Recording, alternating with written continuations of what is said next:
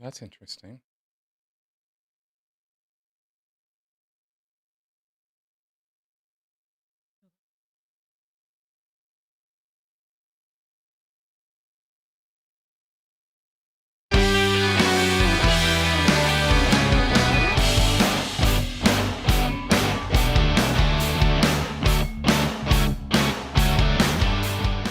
Hello, and I believe we are now live. Good evening. Let me just confirm that we are all good to go here. Yo, look at that. Beautiful sound, beautiful picture. And yes, we are going to have another hour of podcasting or call-in greatness, I should say. Yes. Hey guys, welcome to our Critical Conversations call-in show. We are so happy that you have joined us. Also, we have, of course, the 7 Cam. And he is hiding behind the couch. We always have to move this camera around. And he's just chilling back there, which is where he spends a lot of his time. Yes. In fact, he spends a lot of his time inside of the couch. Yeah, he goes even deeper in there. It's a little silly. But anyway, we'll check in on 7 a little bit later as well. So welcome to the show. We are going to do a little bit of a change with the show. And it really is just a little, well, I hope it's not more than it's a change. What we're going to do, and you might notice in the top left corner there, I put a topic, mental health. We're going to start, we're going to give this theming our show, or taking a subject or topic each week and sort of focus or concentrate on that. See if we might bring the subject matter down to something more concrete each week. See how that goes. Yes, Melissa does look awesome. And then encourage calls on that topic. But of course, you can call in about anything you want. We're willing to, have conversations with anybody about pretty much anything. Oh, yeah. Because, if it always gets awful and horrible, I can always just, hang up. Click. Denied. Yeah, doesn't quite work out. I love my little boards. I love all these little sound effects and stuff. Stuff is great. Well, I'm gradually getting used to all of this stuff. So yeah, this week, we're going to talk mental health, and Melissa's actually made some notes and things about that. I've got to put some plugs in. I know you guys are pretty much pretty current with my content that I've been putting up and stuff, but I've been doing these live streams on Tuesdays, and they've been a lot of fun. They really have just been kind of off the cuff things. I didn't really intend to just like every Tuesday I'm going to do a live stream, but every Tuesday something's come up to talk about or get into. So I hope to continue doing that, but I will encourage you guys to check out what I posted yesterday. I did a 2-hour live stream about defunding the police and reforming the police, and I finally got to get everything out that I've been wanting to talk about on that subject. So I'm kind of, okay, good. Now I got all that done. Of course, if you want to talk about what I talked about or anything like that, I'm perfectly willing to have a conversation about it. But I think I've gotten everything off my chest that I wanted to say about that stuff. So, so happy days on that. But and I would really encourage you guys to check it out, because I think we need some sensible solutions right now. We're hearing, we're seeing protests, we're seeing, some pretty goofy stuff going on.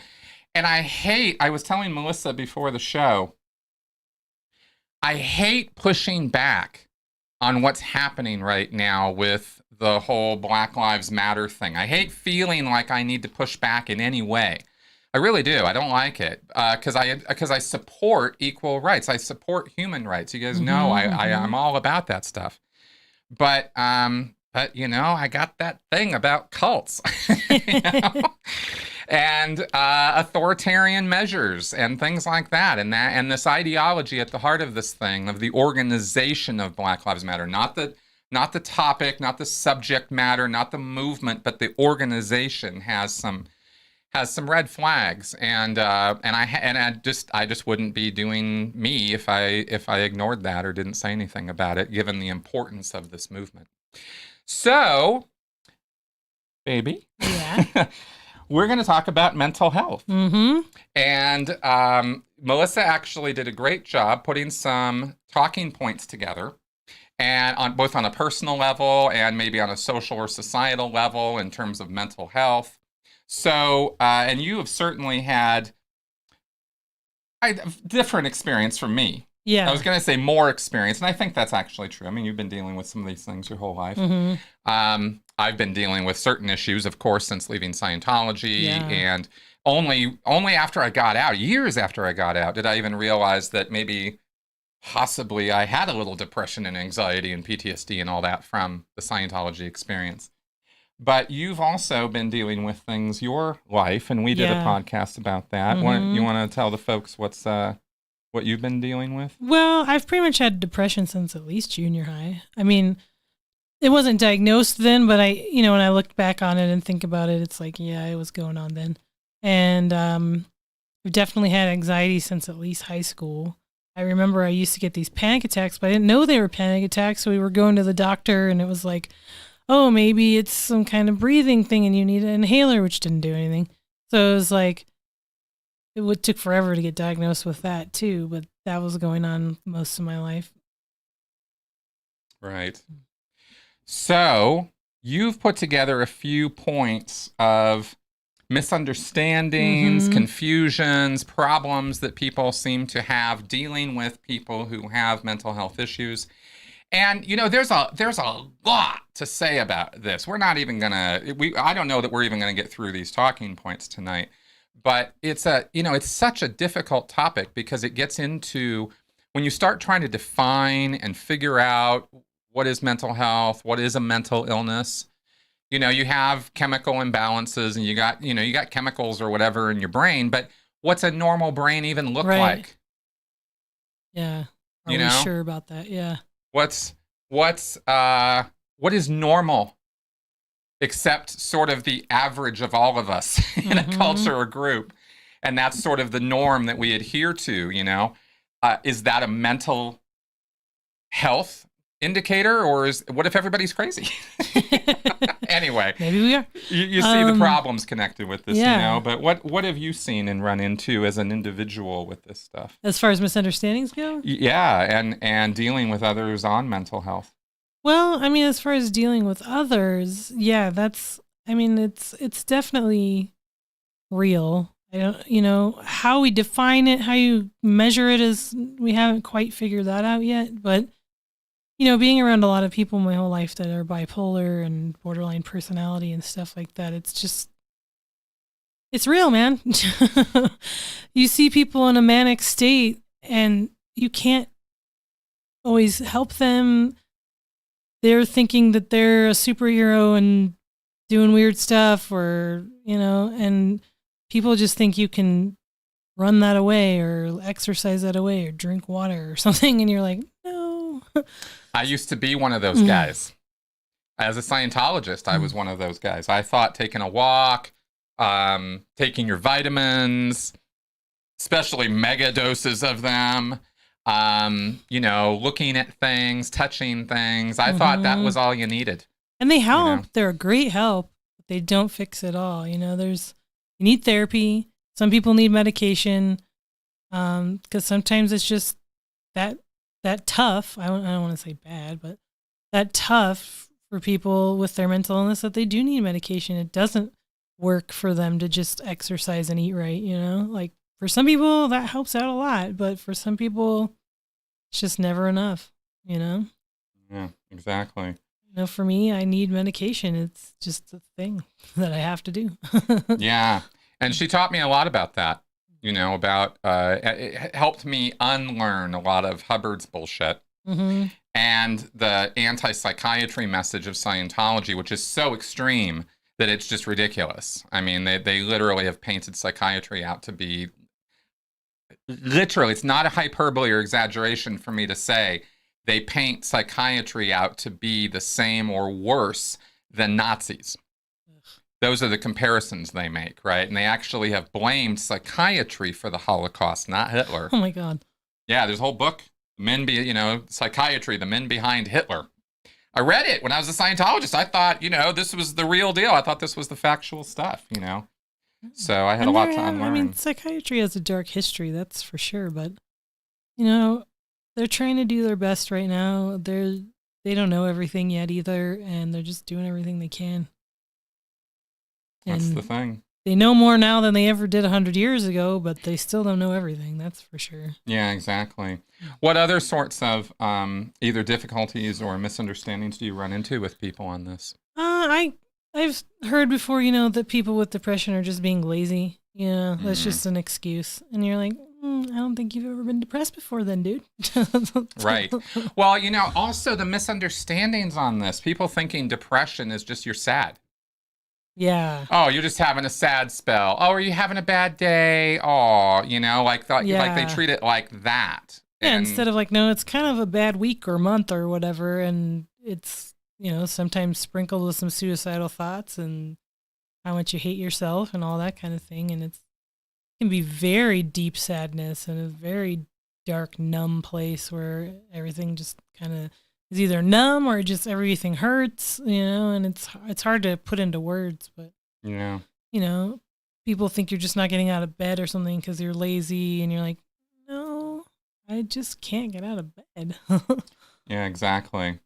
Somebody who helped me understand this, in addition to you and the lived experience we've had, was the lead singer of Imagine Dragons, who suffers from depression and sometimes just gripping, all-consuming kinds of depression, very serious depressive episodes, and he was up front and talked about that, and it made me realize, listening to him, I think it was on Howard Stern where he was talking about this, and it was one of those rare cases where Howard actually let him talk, and he talked about it in such a way that it finally got across to me. This was years ago. Actually, not too long after I got out of Scientology is when this started coming up. And he was talking about it in such a way that it really became clear to me that it's not about how much money you have, how successful you are, what a perfect life you have, how you have a beautiful wife or husband and kids you love. You can have all of those things. You can have made it. You can have be living the dream.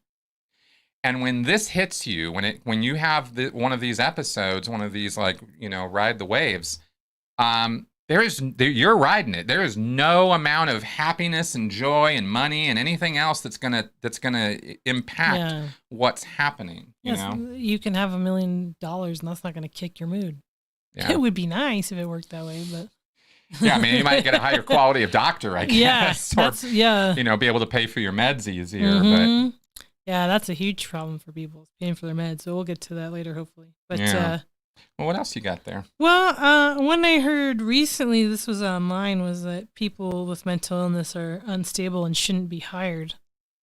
And I would guess, and maybe this is like speculating way too much, but I bet that same guy probably is one of those pull yourself up by the bootstraps kind of people. Yep. So it's kind of like, how are you going to pull yourself up by the bootstraps if you think I shouldn't have a job? But, yeah, I've heard that one. And that's probably not the first time I've heard that one either. It's just like they have this idea that if you have a mental illness, you're just crazy all the time and you can't control yourself. And it's like, well, if you're doing the right things, if you need meds and you're taking your meds and that kind of thing, you're probably fine. I mean, there's always a chance that something could happen, but it's like with any disease or disability, things can happen. But that's why we have the Americans with Disabilities Act to protect you when those things do happen. Yeah, exactly. And I think we're really only,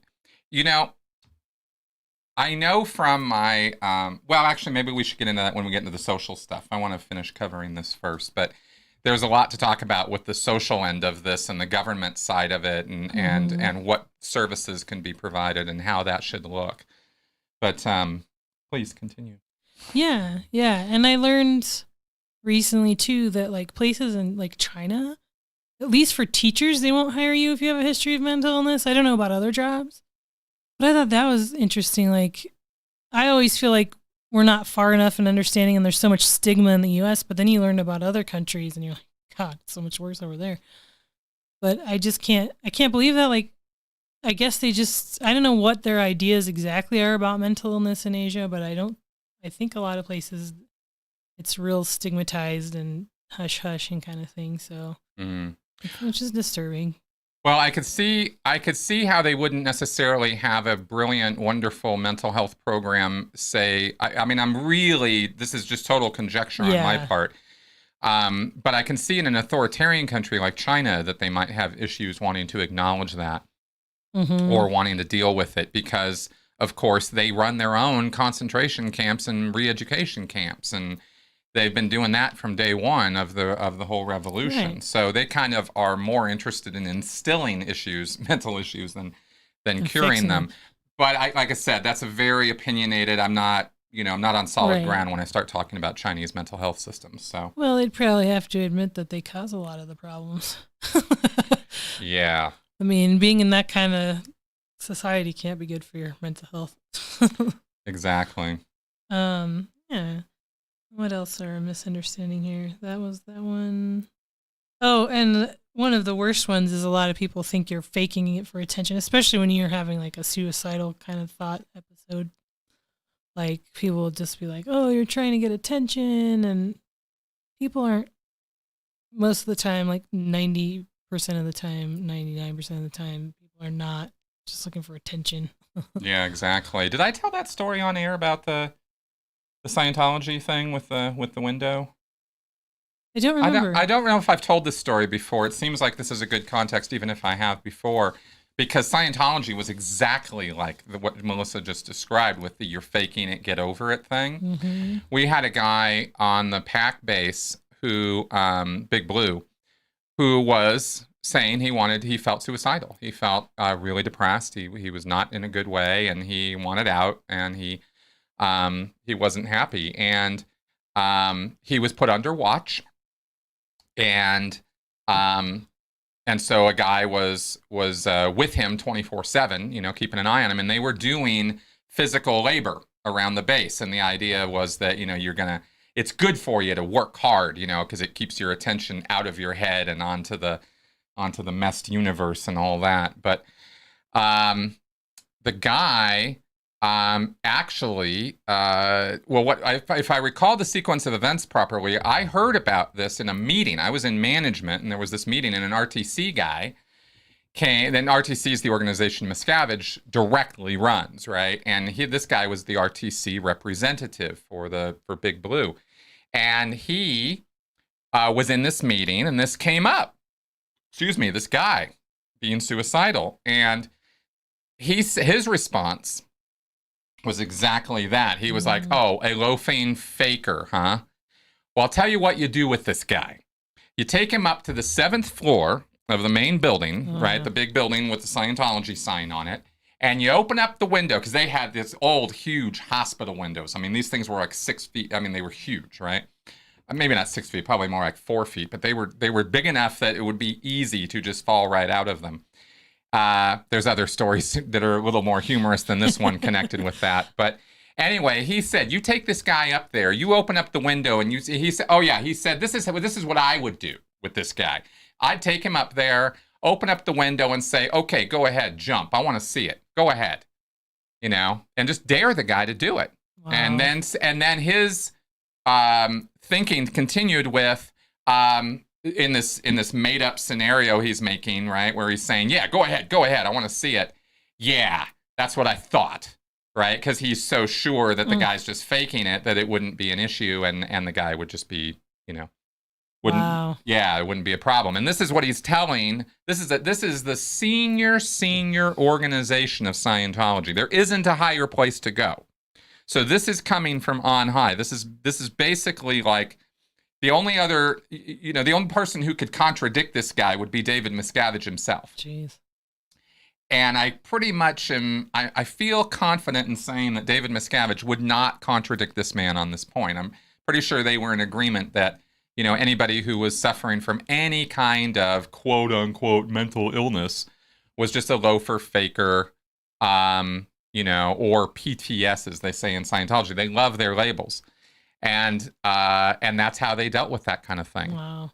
So it was the exact opposite. And this is the group, remember, who Tom Cruise said, we have all the technology to help anybody. We are the experts on mental health. We're the experts on how to help people. No one else can do as good a job as we can. Well, That's representative of the kind of help that RTC would like to offer people who are, in a bad way. So, yeah, it gets pretty bad as far as what people can run into out there, Anyway, please continue. Yeah, I was going to talk about some of the struggles of it. I mean, yeah. I think one of the biggest ones is finding the right psychiatrist and the right meds. Like, I've been through so many psychiatrists. Some of them just because I changed where I lived and needed to find someone closer, but some of them it's like I remember the first one I ever went to, and she wanted to just throw me on tons of meds right up front. I'm just like, whoa, slow down, And she's diagnosing me with things that don't even make sense. And then finally, you find someone good that I really, really liked. And then she had to quit and go to another job. But she was probably the best one. She was a nurse practitioner, psychiatric nurse practitioner. She would sit there and go over with you every med that she would want to try on you. She'd be like, this is what it is. This is what it does. These are the possible side effects. And because of your history and your family's history, this could happen, That's what I loved that. And I haven't gotten that since. But, I dealt with a male psychiatrist that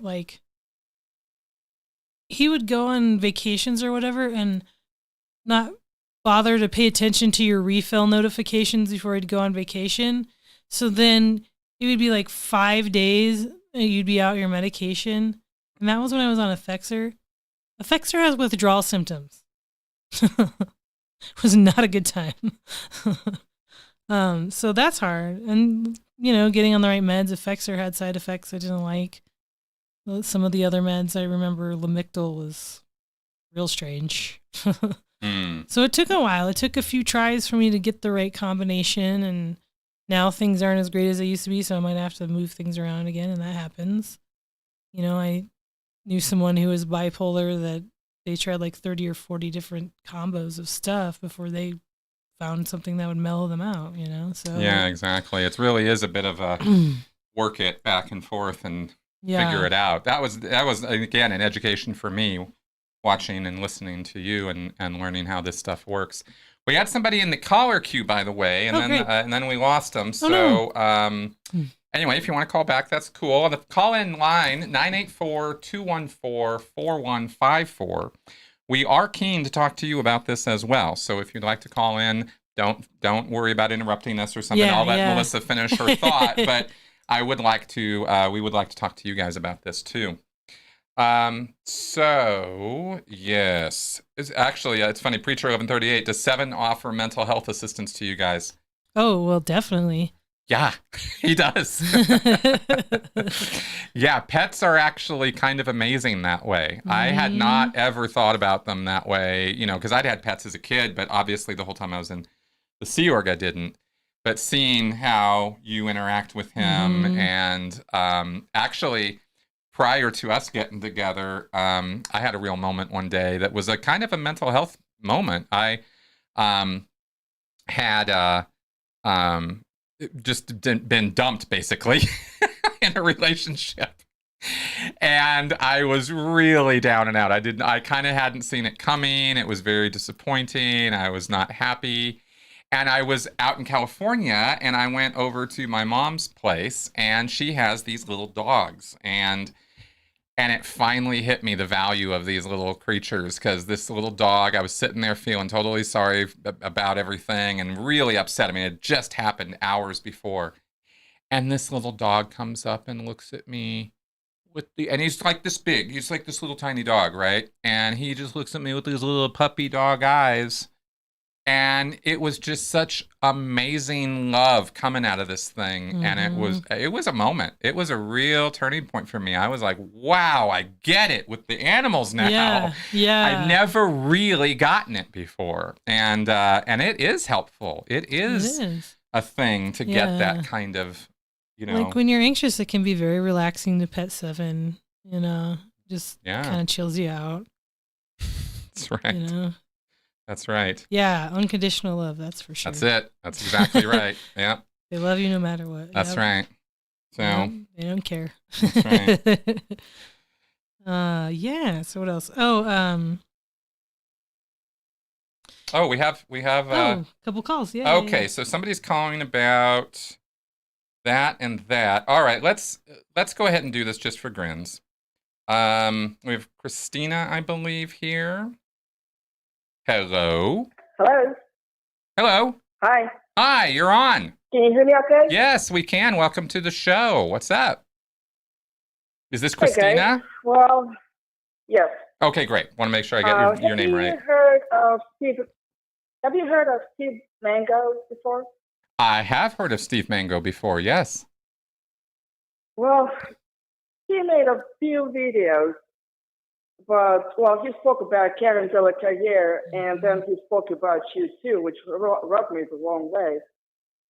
Yeah, kind of rubbed me the wrong way too. I know, right? Yeah. But it's really bothered me somehow. Yeah, it's a little annoying. What was it that bugged you about what he had to say? Well, I just want to see if you knew about the videos, and how can he say something he has no idea what he's talking about? Oh, that's never stopped anybody on the internet from saying things before. You know, right? Yeah, and I pointed out, and I still believe and think that this is the right stance on Mango's videos about Karen and trashing people in the ex-Scientology community, is that he's got a drama channel where he dishes on, you know, celebrity tea and stuff, he calls it, right, where you are dishing on gossip, and I, you know, if somebody wants to make a living doing that, I got nothing to say about it. Go right ahead. But to bring that drama-esque kind of thing into a community of trauma survivors, which is what the ex-Scientology world is. Exactly. Yeah, just not a good fit, you know. And, you know, the things he was talking about are things that could have and should have been dealt with privately, you know, without having to take it public. And he didn't even try to sort it out with Karen beforehand, you know, and then he sort of misrepresented the sequence of events and what happened. And I just thought, okay, well, you know, I guess you can do that, but I don't think it's right. It's just like he makes a victim out of himself. Yeah, basically. You know, there's a difference between being victimized and getting on with your life and being a victim, you know, and trying to make a living being a victim. And I that's not what we're doing. You that's all I want to say. Okay, cool. Well, thank you very much for calling in. Hello? Yes. Hello? Hello. Hi. You still hearing us?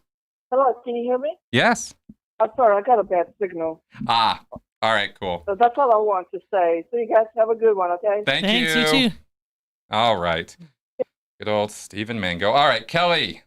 Let's bring her. Yes. Hello, Kelly. I'm here. Hi. Can you hear me? Welcome to the show. We can hear you now. Yes, hi.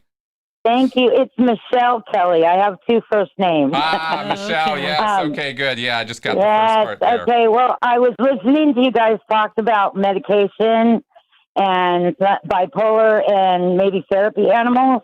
Yep. Mm-hmm. Well, is that what you? Okay. Well, I know I'm in the mental health.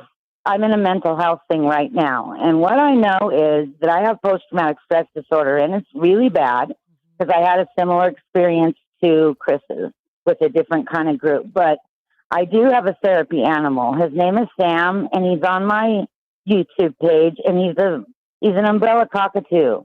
And before he came to me, I was really lonely and depressed. And now that he's here, I don't have any problems. He's always talking. He's sitting on my belly right now.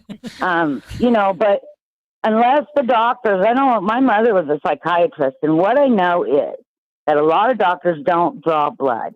And they just give them medication and say, try this, try that. Mm-hmm. If a doctor thinks there's a chemical imbalance, they have got to do a blood draw. And if the patient wants to be proactive, they make them do it, or they go to a different doctor, because if there's a chemical imbalance and you give them the wrong med, they can get any number of things can happen. Right. So I'm you know, I've seen so many, especially with the VA.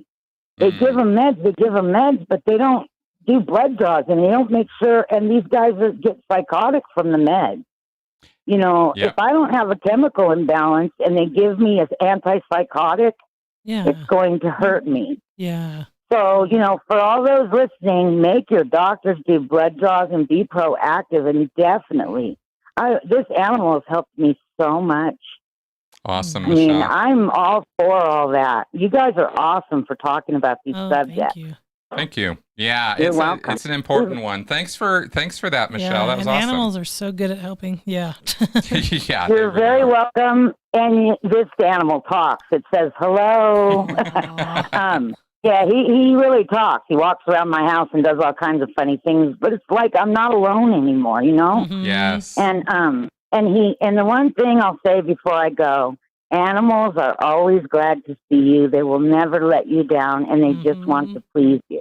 Yeah. Big time. So everybody go buy themselves a cat or something and be happy. Awesome. Thanks, Michelle. Thank you. You're welcome. I'll be listening. You guys are great. Thank you. You bet. Bye-bye. Bye-bye. All right. And let's go to now let's just see. The call ID is Joseph, but I think this is Adria or hello, who is this? Hi, my name is Adria. Hi, I'm Adria. the one who you butcher my name Yes. very carefully every time I Yes. write in. That's right. Yes. So Yes. Adria, I've got that part right now. Yes, and then the rest of the name is Vizzy Holub. Like I've had one Holub a day. Okay, Oh. Vizzy Holub. Okay, Vizzy good. Holub. Thank you for clarifying that for me. I will probably have to have you tell that to me 5 times, but I will get it. Thank you. That's okay. I'm really bad with names too. I'm No horrible. worries. I'm so horrible. But what's up? Good to hear from you. Okay. Yeah, well, it's wow, I'm really excited to be talking to you in person. As you know, I've been a fan for a while, Yeah. and I have 2 mental health questions for Melissa and you today. Okay. Mhm. What you got? So, one of them is, well, I mean, they're both personal, but one of them is a bit more pressing to me at the moment because I too struggle with depression and major depression. I've had it since I was a small child, though I didn't get help for it till I was an adult. And I was wondering, because right now my key question in counseling for myself is, like, what is my motivation? So, Melissa, I was wondering, like, what is your motivation to get out of bed each day, and how did you figure it out? Like, what would motivate you? I think right now it's like I have somebody else that I have to work with and share responsibilities with, and I don't want to let him down. So that definitely helps me get out of bed. You know, I don't want to let 7 down either, you know. So it's like I got to get out of bed, I got to make that money. But I think in the past it's been harder, you know, like sometimes there isn't a lot of motivation and other times it's like, well, but I think it's good. I think that's what's good about living with someone else is like you always have the motivation that, okay, we're both in this together. Mm-hmm. Don't want to mess up. Because when you're by yourself, you can kind of get away with more stuff. You know, it's a little harder to find the motivation. You have to, Mm.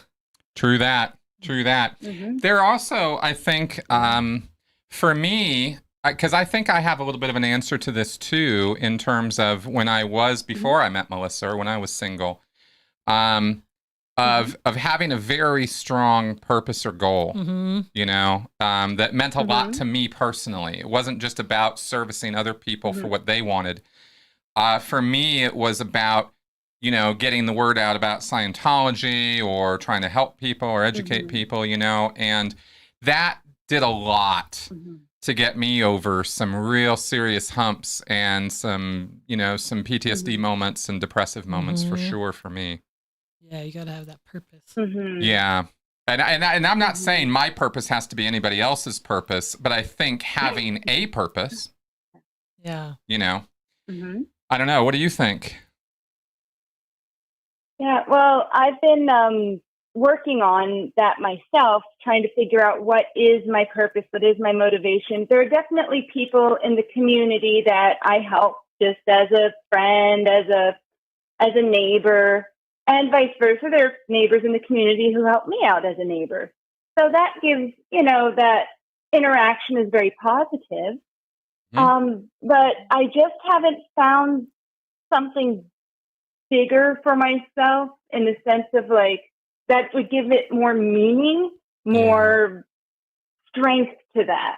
Yeah. And so a lot of what I do is just out of healthy habit. I do it because I know it's the right thing to do, even though I don't feel like it. I just keep trying to do as many right things as possible, even though I don't believe the future will ever get any better. I do it anyway because other people say it will get better. So I just keep making the next right choice that I can as often as I can. Makes sense. Yeah. Makes total sense. Yeah. No, it sounds familiar because I do stuff like that too, for sure. It's just, when you're in that depressive stage, sometimes that's all you can do is just do what you know you're supposed to do until the depression passes and you're more positive and like, okay, I'm doing this because I want to do this and then I'm excited about it. Yeah, I heard, I don't know if you saw that movie that came out recently, King of Staten Island, with Judd Apatow did that with Pete Davidson. Pete Davidson, yeah. It's a good movie. It's worth watching. Yeah. And they deal with mental health in that. And Pete Davidson did an interview with Judd, obviously promoting the movie, but they did talk a little bit about, mental health. And it really is now a thing that people can talk openly about. And they talked about how, it's kind of like that. They didn't say riding a wave, but they said, when that comes on, you just ride it out and know that it's going to pass. That it will pass. That's the thing. And just don't make any major decisions while it's happening.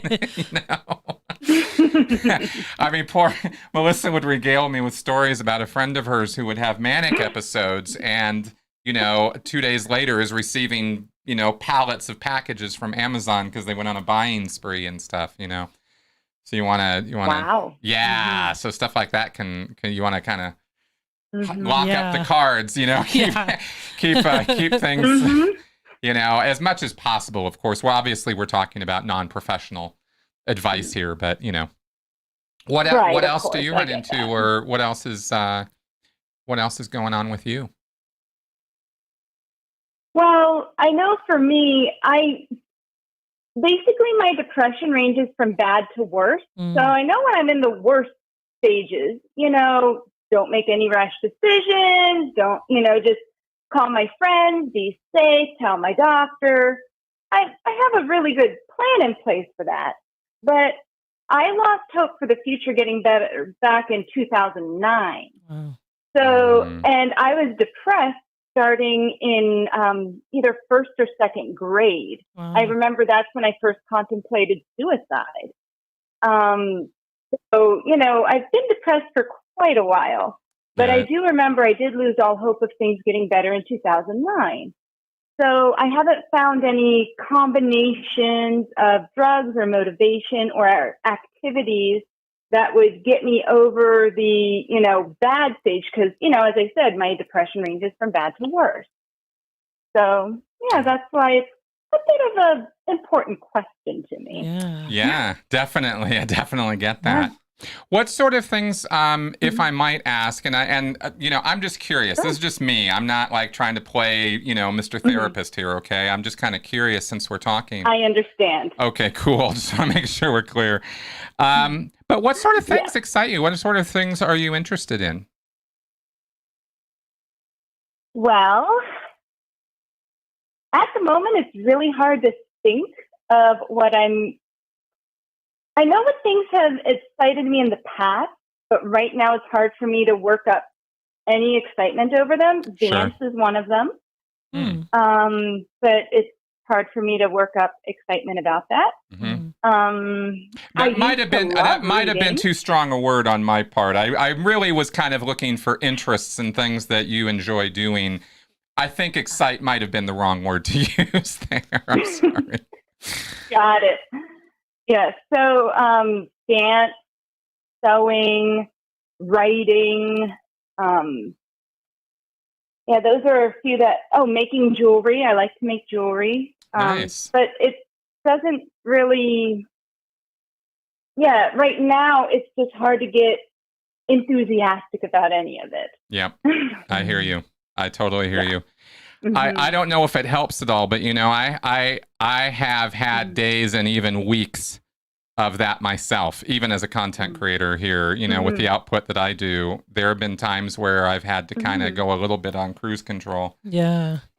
Or just not do anything. That's happened too, So I obviously I'm just trying to say I empathize. I'm not trying to say I have the same thing, but I definitely hear you. No, I get it. Yeah. Mm-hmm. Did you you said you had 2 questions. I'm curious if we got to both of them. Yes. No, the second question was different. And it is mental health related. May I pitch that one as well? Yes. Okay. So my second question is, how much does someone choose how they behave and interact with others? Considering what you've been sharing with us about how brains work, how much can people choose their behaviors? Yeah, that's a good question. Yeah, that's a hard one. It is, because it's so individual. It's so context specific, We have so many factors that influence our behavior, from habits and education and culture and language to social pressures and relationships. It helps her because I'm here, with her to motivate her to get up sometimes where maybe she wouldn't have otherwise. So there's even little things like that can affect, your decision-making process.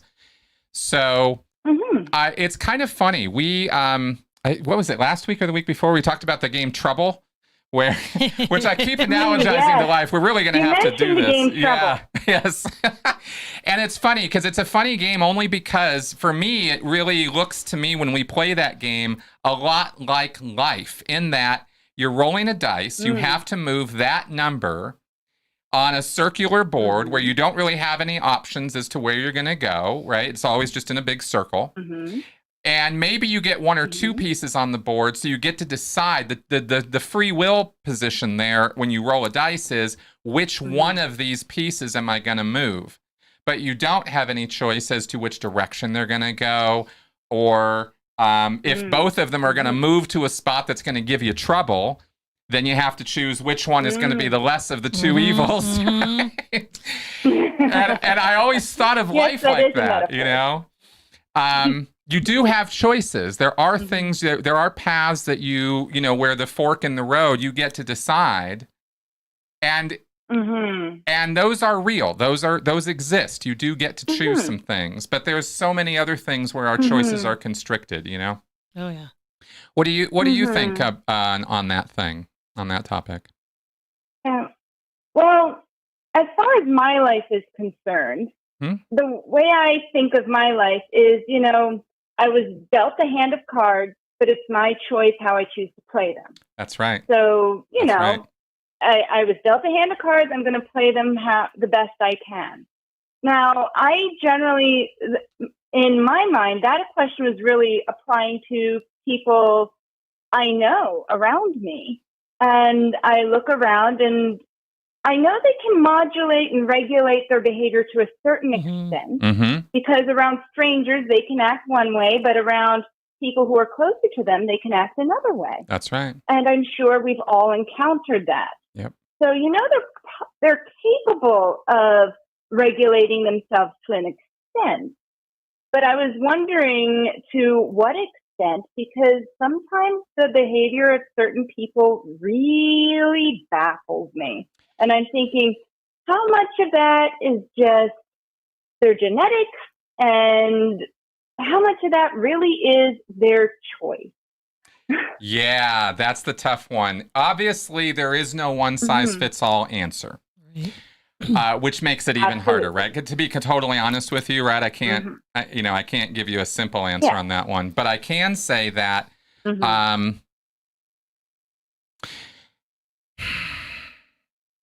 people can become convinced that they don't have as much power of choice as they actually do. Context is really, really super important here, okay? But, people can be educated or miseducated into thinking that they are powerless victims of, some mental phenomena or some physical problem that's going on around them, when in fact there are choices they could make. But sometimes you have to address that miseducation or misidea or false information, or however you want to put it. I'm not trying to lay the blame on the educational system. It could come from a friend, a family member, a TV show. You know what I mean? It could come from anywhere. Dr. Phil, I call him Mr. Phil. Yeah, I was going to say Mr. Phil. Yeah. That doctor, he didn't earn it. He's Exactly. not a Oh, God bless him. Yeah, and Dr. Oz. Woo. So bad advice can come from different quarters that sometimes gives us the impression that we have less choice or less freedom than we really do. And sometimes in interacting with people who you feel might have more ability to choose or ability to make, decisions about things, you might, if you wanted to help them with that as a friend or family member, the conversation would go along the lines of, well, tell me what you're running into, or tell me what the problem is. What would you like to do about that? What do you feel you can do about that? And then in the course of the conversation about what they feel they can do about it versus what maybe they think should be done about it, you can sort of find, well, is there anything that's sitting there like a rock in the road that they're putting there, It's a conversation. It's not a debate. It's not something you want to argue about. You'll lose very quickly if it deteriorates into that. Oh, yeah. I don't know. How does that sound? I think that would be a very useful tool for handling some of these situations with people that I find myself in, where I'm really wondering that question, how much is genetic versus choice? Yep. I think that your idea would help move that dialogue to the next stage, which would be useful. Exactly. So thank you for that insight. Yeah, you're very welcome. And also remember, it might not be a one and done. Also, it might be multiple conversations. Of course. Of course. Just like getting people out of cults, changing hearts and minds. Amen. Yeah. Cool. All right. Well, was this helpful then? Slow and steady wins the race. That's right. Yes. Thank you very much, both of you, for your thoughts and experience, and for sharing vulnerably about these things. Thank you. Absolutely. You're very welcome. Thank you for calling. Yeah. And thanks for asking those questions. Those were good. Yeah. Thanks. All right. Talk to you soon, evening. I'll keep listening. All right. All right. Bye-bye. Bye. All right. And then we've got another call. Wow, we got a few here. So let's go ahead and take Kenneth. Yeah? Yeah. Okay. Let's see here. Talk. And hello, Kenneth. You are on. Hi, Chris and Melissa. It's always a pleasure to chat with you both. Hi. Hello. What's up? Hi. Not much. I'm doing pretty good. I'm coming along good. Just here's the short version. I've dealt with the depressive issues, how shall I say, since about 10 years of age. And I've just in the last several years, about age 40, have gotten most of them under control. It's an awkward stage, especially for men. It's the ages of 10 to about 56 in my experience. Sort of an awkward stage. But anyway, what I wanted to pick your brain. Go ahead. I'm sorry. No, please. You were about to ask a question. Yeah, I was about to ask you. This is something, since I worked for a cult-like entity, that's all I'll say about it, because it's, I'm not ashamed of my past, but it's just, I just don't feel a need to go into a lot of details. I noticed something working for these people who were like either, public officials or had these authoritarian personalities. And I noticed something that it made me think of something Jesse Prince said at the Toronto conference. He said he was reading some stuff of Hubbard's, and he had this idea in his head. He thought that what Hubbard wanted, that his ideal world would be like just a million little Hubbards running around everywhere. Yeah. And I can't help but notice that at least some people I've known who are grifters or con artists, authoritarians, what have you, they seem to have a similar impulse to try to recreate their world in their own little sick and twisted image or something. I just wanted to know, did you, Chris, ever see that when you were in Scientology? Have you, Melissa, ever encountered that among people out in the big wide world? I just wanted to get your thoughts on that. Yeah, totally. Yeah, I mean, I've definitely known people like that have that sort of narcissistic kind of all about me and everything needs to be about me and in my image kind of attitude. Definitely seen that. I have, we won't say who, but relatives like that. Yeah, that's true, huh? Yeah, domineering personalities. Go ahead. Yeah, sorry. What I was going to say is, I was just going to say, let's say I have a few family members that, let's just say that particular limb of the family tree, I had to just chop it and shove it through the wood chipper. It's gone. Yeah. Because they were crazy. But as you were going to say about dominant personalities, go ahead. Yeah, domineering personalities, right? Very overtly social narcissists, this kind of thing, tend to want to see themselves reflected in the people around them somehow. Right. I'm not sure if that's, clinically accurate, but it certainly is an empirical, observation. And they, in a cult, of course, if we, I talk about cults in terms of narcissistic, destructive, codependent relationships, whether it's one-on-one or 1 to 1,000,000, right? And the goal there, at least according to what I've read from Steve Hassan and Janja Lalich and other, sociologists and psychologists on this, is that they are actually making an effort the narcissist is making an effort to try to reproduce himself in the personalities of his followers or her followers. And that's kind of what it's all about, is getting all of them to be just like the leader. So even in a one-on-one relationship, you can have this constant degradation, criticism of the narcissist partner, constantly haranguing them, constantly invalidating them, because they're trying to remold that person into some other image that's more like them, because they consider themselves to be the perfect person, the best person, the biggest, huge person. They're bigly wonderful, Yeah, that's kind of how I see it. What do you think? Well, I would definitely say I would say that definitely does seem to jive with what I've seen throughout my 40 plus years of existence. But another thing I've noticed is actually the narcissist domineering personality or power seeker, what have you. In reality, contrary to what some think, often is, at least the ones I've encountered, have been among the most insecure, the most weak, and the least powerful people I've met. Because if it were up to them, if they had to survive on their own devices, they wouldn't make it. They have to leech off of other people. That's right. And when I've dealt with some people like that, like some just family members I had to deal with who there was a legal dispute. I'm not going to go into that. I won, by the way. So hooray there.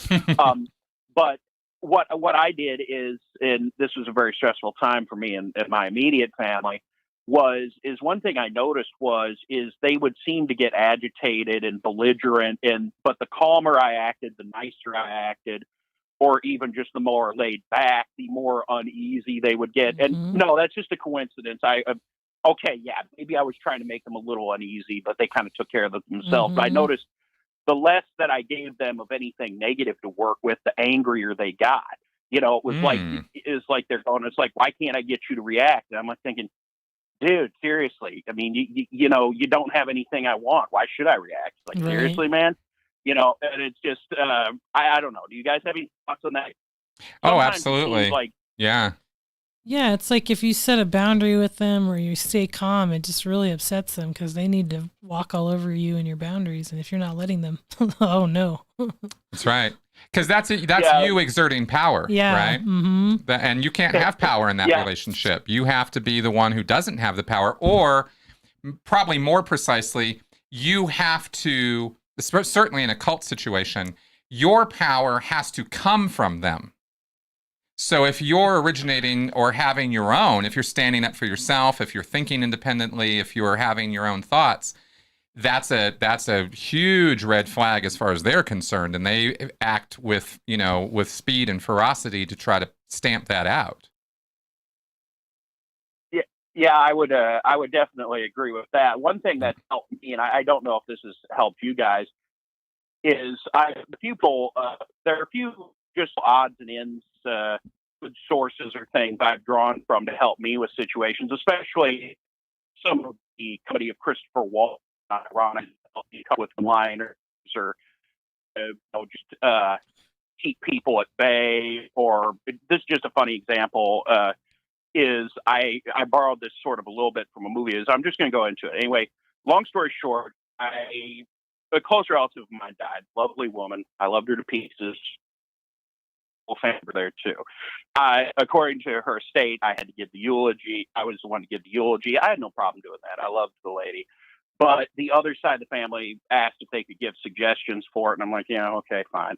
I'll take a look at them. And then I gave the eulogy, gave it to church, was real good. And then when I got off church property, because I needed to talk to them. I mean, I couldn't stand them, but for legal reasons, I had to talk to them, but I wasn't going to do it on the church property where I worship at it because, I don't want to act nuts. And so anyway, what it was is they seemed kind of real pissy with me. And I asked, well, what's going on? They said, well, didn't you read our suggestions we gave for the eulogy? I go, yeah. And they say, well, why weren't any of them in there? I said, well, I mean, if you really want an honest answer, and they go, yeah. I go, well, because to quote Christopher Walken, your suggestions, they were shit. I threw them out. I mean, what could I do? And that's a line from a movie he did called America's Sweethearts, if you're really interested in looking that up. So, yeah, one thing I've noticed, certain comedy stylings of good comedians have helped me, and also having good friends and family, and also a large amount of trial and error. Yeah. A lot more error than trial, I'll confess. But, right. I mean, you guys went through your own stuff. It's not a competition. We're not trying to outcompete each other. Oh, I mean, you went through that. I went through this. I lost a limb. Right. I mean, we're not trying to outdo each other. Right. Well, I've covered all I need. Awesome. Just thank you so much for your time. And you guys have a good day. Thanks a lot. Thank you. Thank you very much for calling in. Thank you very much. All right. Bye-bye. My pleasure. Bye-bye. All right. Got a couple more calls in the queue here. Let's get to it. We've got from New York. Hello. Hi. Hi, Henny. Hello, it's Henny. Hi, Chris. Hi, Hey. Melissa. Hi, Hello. Seven. Hey. How you doing tonight? We're doing pretty good. How are you feeling, Henny? I'm okay. Thank you very much. Of course, I'm putting in my 2 cents, Of course. as usual, about the absolute extreme importance of mental illness. Yeah. And this topic will not be taken up in one. It can't be taken up in one show. I really think that we need to spend a lot of money on mental health. I think that most people suffer from depression. And I think it starts, as you heard most of the callers, at a very young age. Yep. And listen, I'm glad that we have therapists, that we have medication, that we have coping mechanisms in place now to help.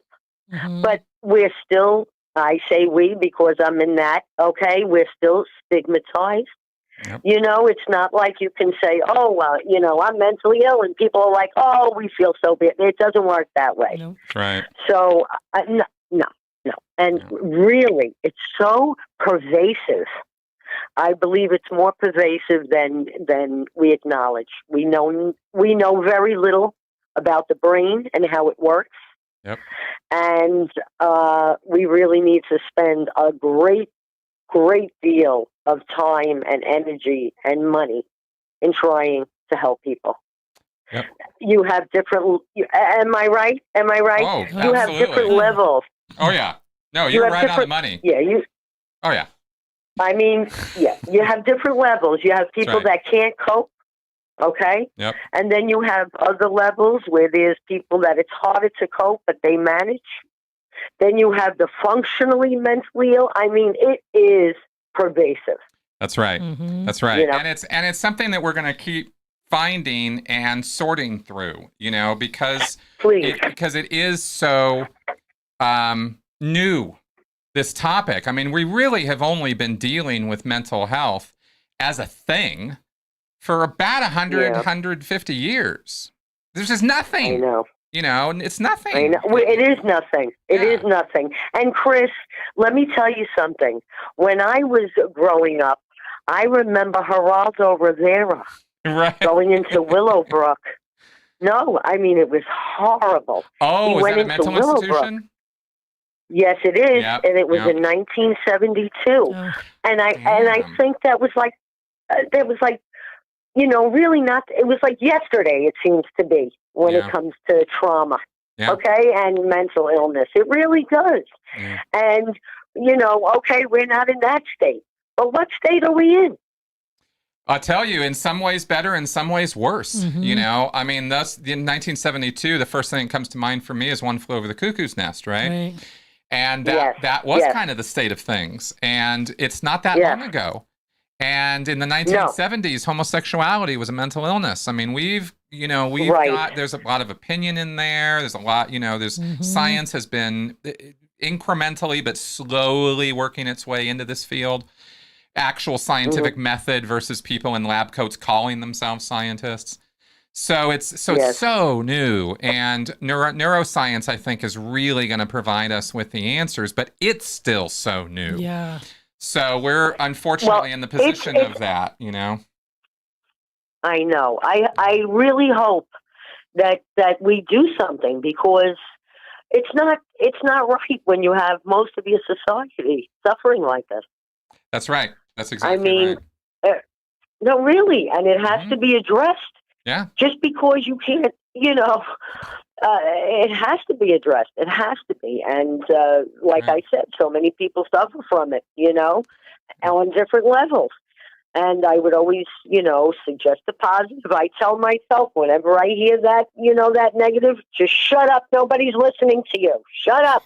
Shut up, that other side of the brain, Yeah. I mean, and you have, you have to do things to help, but it's so hard. And like I said, we need a lot of research. Melissa, I give you a lot of credit. You know how strong I think you are. You're terrific. Thank you. But no, really, we need a lot of research and money. Yes. And I mean, this can't, and like you said, we'll continue this conversation at another time. We have to. You can do a million conversations on this topic. Well, I'll tell you, one I want to have, and probably not too far from now, because we probably won't address it this time, is the situation in the United States with the social structure or the infrastructure of mental health, and how it was built up and then torn right back down, and has not really been adequately put back together since. And yes, there were huge problems with the structure that was built, but tearing it all down and not putting anything else in its place, which might sound like a familiar strategy, is bad. Yes, it's detrimental. Exactly. It's detrimental to the people who are suffering. That's right. Yes. That's right. And, there were mental hospitals that were abusing their patients. Right. There have been barbaric practices in these places. I mean, hell, it got so bad. I even get to say Scientology got it right in Australia with I think it was called Chelmsford. Deep sleep therapy they were doing. They were putting people in comas on purpose and leaving them there for weeks. I know. It was crazy. That's so not okay. Unbelievable. Yeah, unbelievable. So when it gets bad, it can get really bad, but we need it to get good. Yes. Yeah, we do. And we need to study the brain. You had a gentleman on a while ago, and he was talking about how the two sides of the brain are like constantly in conflict. Yep. Do you know what I mean? Yep. And it was very interesting. It was very interesting. Yeah. And yet it's in one brain, so you have to, come to, I just, there's so many different things that can be looked at, but we can't turn a blind eye to it as we continue to do. Exactly. We can't. I'm with you. I mean, this is one of the most important issues we face. I agree. I 100% agree. Yeah. And it's the least acknowledged. It really is. That's Oh, right. yeah. That's So right. people are meant to, fend for themselves. What medication is working? What isn't? I don't, Yep. it's hard, and I just, I felt bad for that other caller, but she said she liked dance and sewing. And right now is a hard time. So you got to give yourself a little credit Oh, yeah. and leave the music on and dance while you sew. Exactly. Exactly. That's right. But really, we and get therapy, and we we definitely as a society have to help people. We can't let this go on like this. Right. And Melissa, I adore you. You're so strong, and what can I say? And Seven is so mellow. That's why he helps. He is the most mellowest cat I've ever seen. He really is. He really is. He is so chill. I know. Yes. All right. You need that. Thanks, We all Cindy. need. Thanks. Yeah. Have a good night. You Okay. too. Bye-bye now. Okay.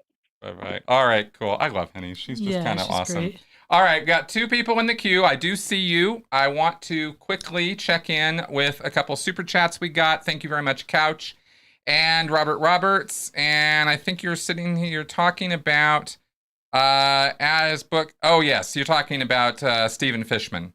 Yeah, I have addressed him in my Q&A show, by the way, and linked to articles from Tony Ortega about him. I don't know if you know, he's in prison right now, Oh, no. and he's a con man, all the way through and through. So anyway, do check that out. And the worldview of the satire affidavits in the book. Yeah, let me contact Aaron about that. Maybe we'll do something with that. That's a good suggestion. All right. Yeah, Kirk went through the transporter. All right, good. And let us check in real fast. Oh, yeah. Where? Oh, he's still there. Just laying down. Just laying there. Like a little slob that he is. I kidding.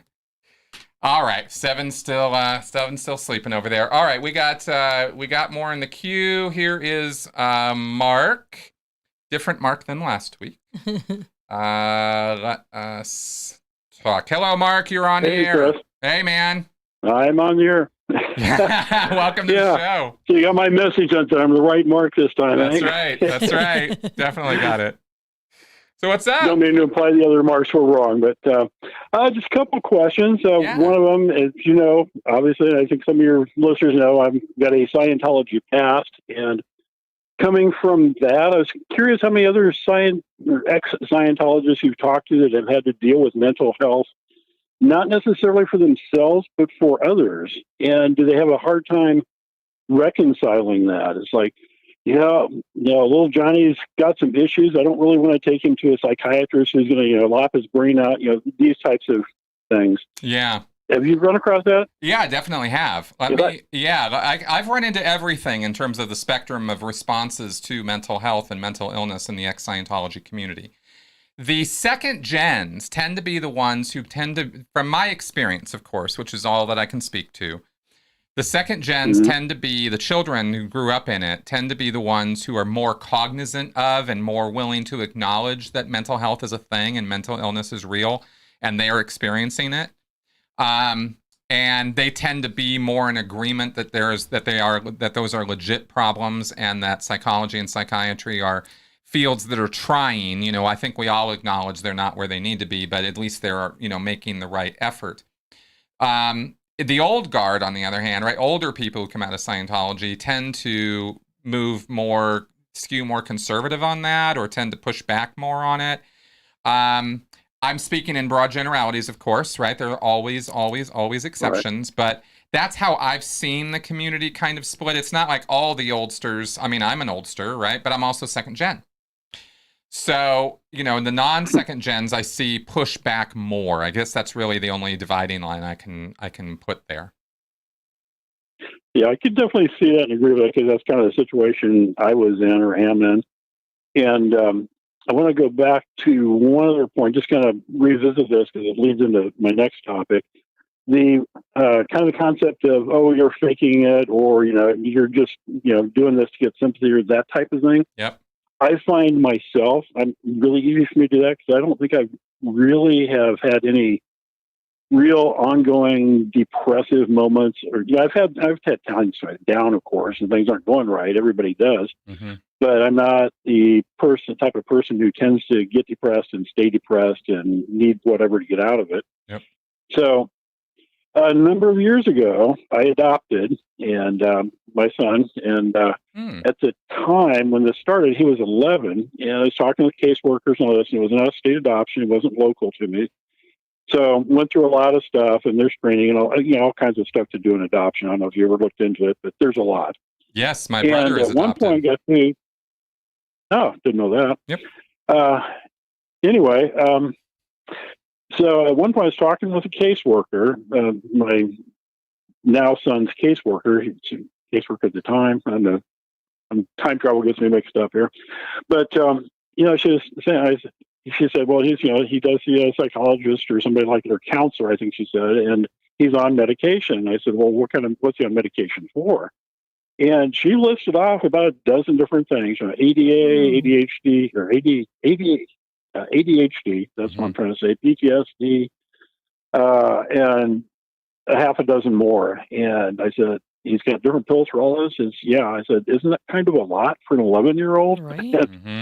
And she says, well, that's kind of the way it works down here in the social, whatever they call it, system. It's like, if they give any problems, they just put them on more pills.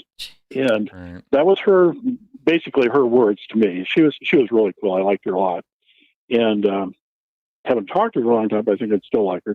Anyway, so as we got closer to the time when it looked like the adoption was going to happen and everything was lining up right, T's crossed, I's dotted, and that type of thing, I was allowed to call and talk to him on the phone since we were hundreds of miles apart, so it wasn't like I could just drive down for an afternoon. And he was living in foster care at the time, and so his foster mother would answer the phone, which I expected, and I'd identify myself as, well, let me check. He was taking a nap. Let me see if he's awake. Now, we're talking middle of the afternoon, an 11-year-old on a nice day taking a nap. That just didn't feel right to me. But anyway, so, she was pretty much always groggy. So next time I talked to caseworker, I said, before we go all the way through with this, would it be possible to get him off all his meds and, start with a clean slate that way? And she agreed with me, said, yeah, we can do that. And so I kind of wanted to see what he would be like when he wasn't medicated, just get an idea of what I'm getting myself into and just see how it went. And ultimately, by the time by the time we first met in person, he was off all his meds, and he was, a lot like you would expect someone that age to be. He was a little rambunctious and excited, of course, lots to be excited about in that circumstance. He did get a little anxious about some things, and, he got afraid I wasn't going to like him and would never talk to him, these types of things that under the circumstance are understandable.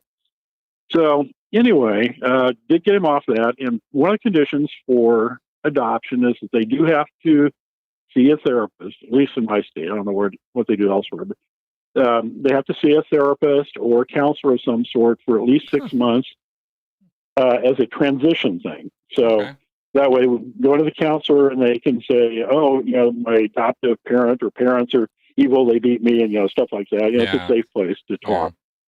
And as far as I know, he didn't say that because we continued on together. But anyway, it was interesting because he did have some issues. And naming off all the letters of the alphabet, one of them that they named off was ODD, which is oppositional defiant disorder. Have you ever heard of that one? I've heard the words. Ever had any experience with it? I have no experience with it, no. I'm not sure. I'm kind of getting the idea that this is a kickback against authority, that sort of thing. Yeah. Oh, it's a whole lot more than that. Okay. To put it real simply, the basic goal of an ODD child is to make someone angry, or and I got stories about that too. But anyway, so I did talk to his counselor or therapist. I forgot what title she went by now. Been a few years back, And so, because she had talked about medication with me, this was here in my town after we was up here. And I said, well, what do you think he really needs? Because they had him on, like I say, he was on a lot of stuff. And she did mention a few things, and ODD was one of them. And I said, so what medication is there for that? She says, well, there isn't really any. And I said, okay, Right. so you're thinking we should do medication for something he doesn't need it for. Yeah, because there is nothing for what he does need it for. So Right. anyway, It's frustrating, to huh? move along a little bit. What's that? Frustrating. Oh, it is. It is. Yeah. The one thing with ODD, I will say that anybody listening is familiar with it. You know what I'm talking about. If you're not familiar with it, look it up. Even Wikipedia gives a decent description of it. And it's just real frustrating until you learn how to deal with it. Right. But, yeah. And I figured that out pretty quick. And everything was a test for me.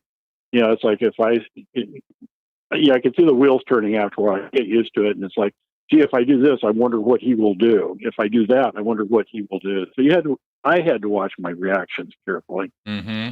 But I ended up going to a psychiatrist. That was part of the deal with his therapy. It was state funded for Medicaid, I believe. Yeah, Medicaid. And so they had to visit a psychiatrist every 6 months just to kind of as a follow up to the therapist, psychologist, or whatever.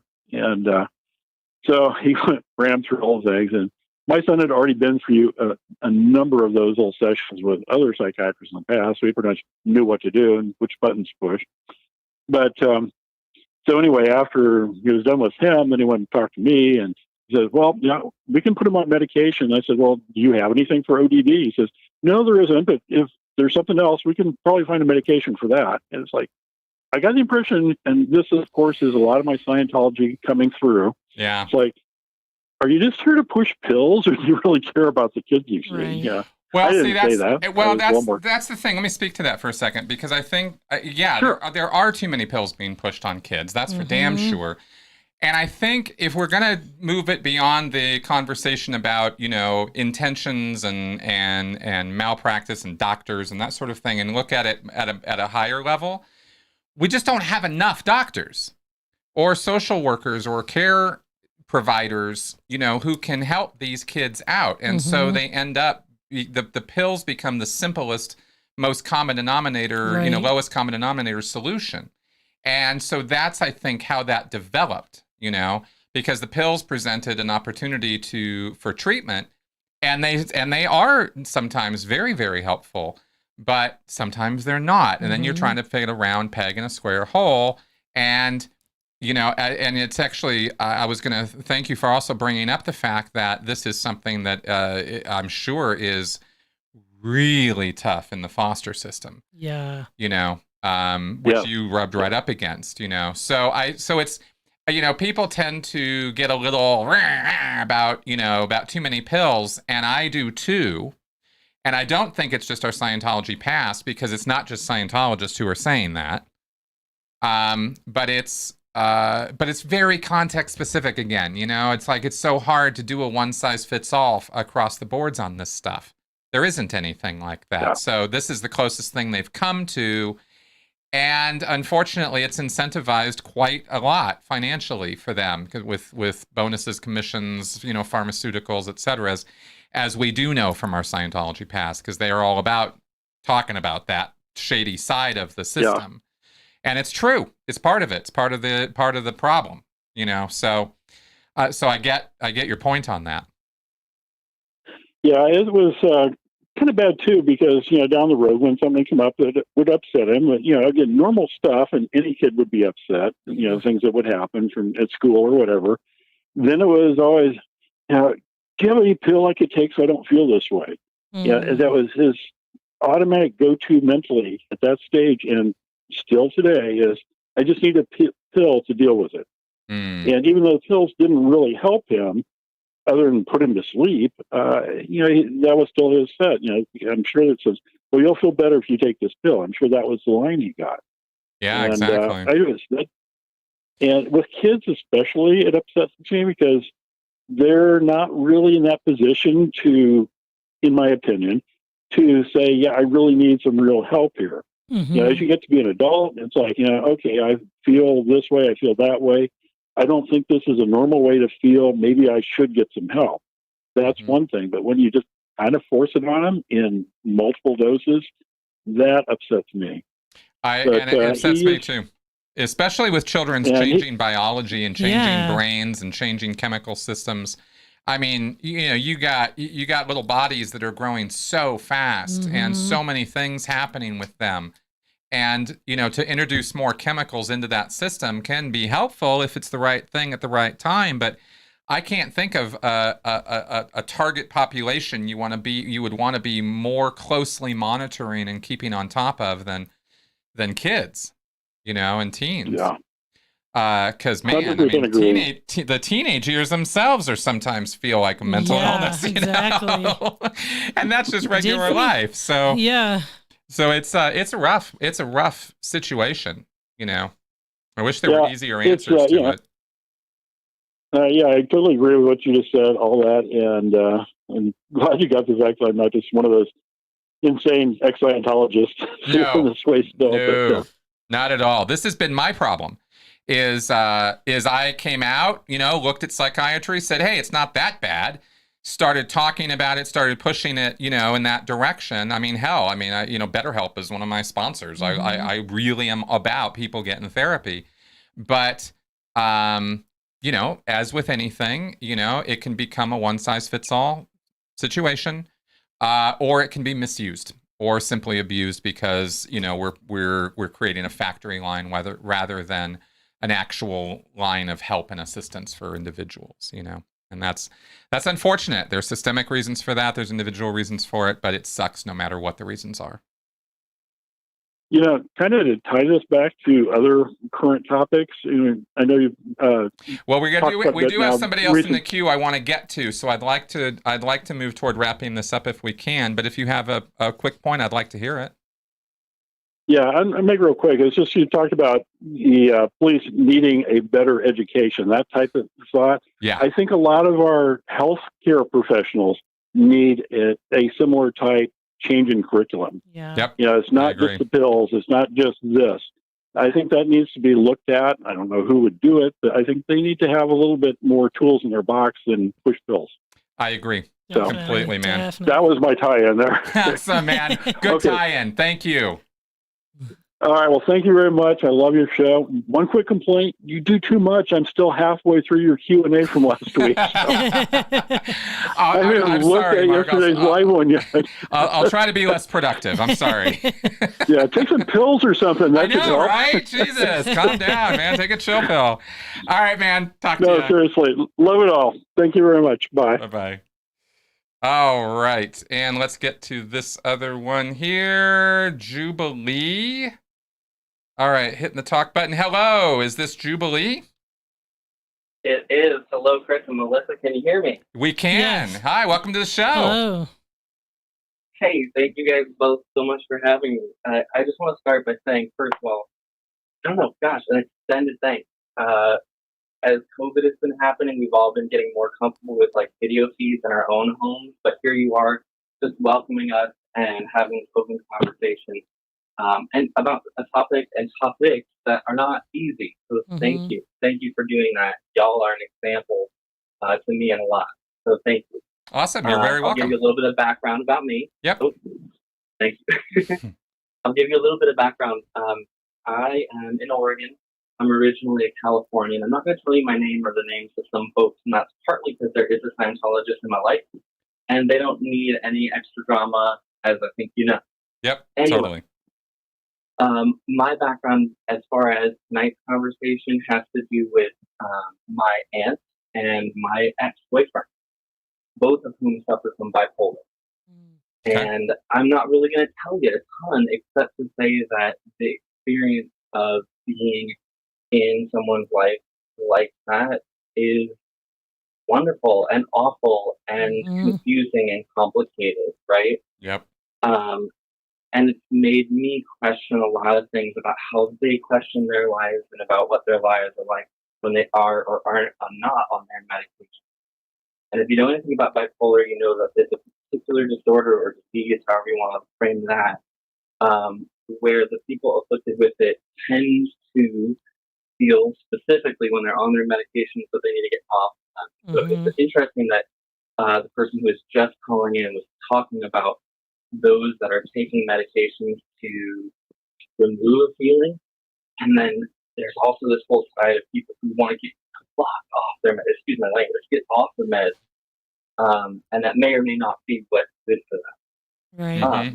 So my religious background personally is I grew up Lutheran, at least as far as I can remember, and before that, I could tell you some whole background about my family and their religious beliefs, and really doesn't matter. What I'm getting at is, growing up in the Lutheran church, I don't think that my first go-to would have been to pray necessarily. I think I would have been, and I might have gotten ahead of myself. I mean to say, if I was looking at questioning myself or questioning my sanity or my identity personally, or if I was experiencing it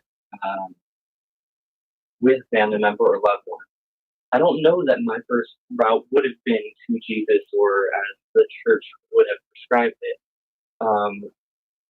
But I think, as I've been a Scientology watcher, I think there's a huge bit to do with that I never had psychology or psychiatry derided in my life. My mom was a hospice nurse, so there was always a focus or a value on science and on critical thinking, which is a huge part of why I love your show.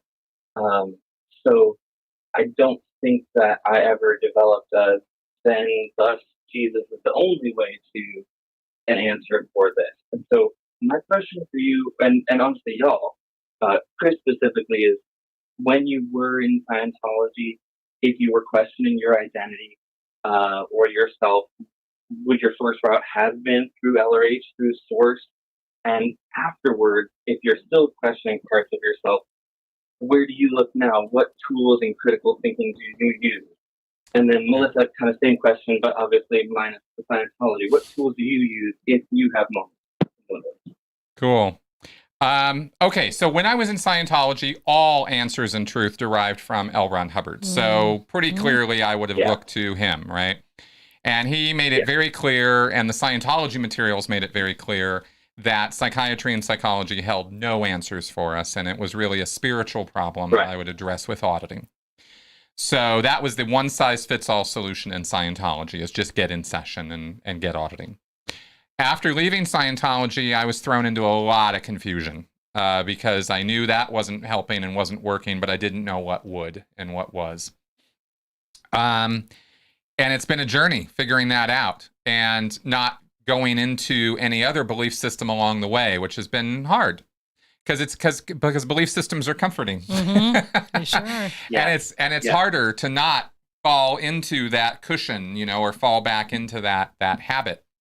So the answers I've found have been through science and through critical thinking, where I know I don't know. And I'm okay with not knowing because now I know I'm on a path of finding out. And for a long time, I wasn't on that. I wasn't okay with that. I was very, very upset. Melissa can tell you, I would rant about it. I was very upset that there weren't answers. And I wanted those answers, and they just don't exist. And so I've gone into as deep as I can to find those answers, put them on my show, share them with you guys. When talking to psychologists and neuroscientists and stuff. And I'm still looking. I'm still looking for the answers, honestly. But I mean, the biggest thing I heard you just say was that you're talking. That I'm talking? Yeah, you're talking about it. You're talking about your thoughts. Yeah, that's right. I talk all the time about them. I won't shut up about it. I won't shut up about it. We appreciate it. Yeah, this has actually been more of my therapy than anything else. Good. We're happy to be here, part of it. Yeah, I'm happy to have you. I really, really am. So, and what about you, baby? I think for me, when I'm having trouble, it's like with identity stuff, it's like I've gone to therapy. I've done a lot of reading, journaling, just looking inside and sort of picking it apart. Usually it's good to do that with somebody else, like a therapist or a friend or whoever, but yeah. in the past. I mean, I've never really been religious, but I definitely was into like stuff like Wiccan stuff. That was kind of comforting too. That isn't anymore, but you definitely see the spiritual side, how that makes you feel better about things, you know. Yeah, you did tarot and stuff for a while. Tarot and runes. Yeah. I mean, before I met her, we were. Yeah, it was long before. Yeah, that, we haven't been casting the stones. Since we've been together. But yeah, you know, there's answers everywhere. Yeah, definitely been there. But yeah, I think yeah, I get a lot of help from therapy when I have identity crisis problems. Yeah. Yeah. Yeah. And reading and just researching and seeing what other people have done and. Cool. I don't know. What do you think? Well, I would just finish and hop off y'all's feed and get out of your way by saying, again, thank you, your previous caller who said you do too much. I agree with. I'm still, as an avid viewer, just going through, watching, rewatching, talking with my mom, texting, oh my God, have you watched this yet? He's live right now. Did you know he's live right now? So anyway, thank you guys again. Have a great night. Awesome. Thank you. for calling, man. Thank you.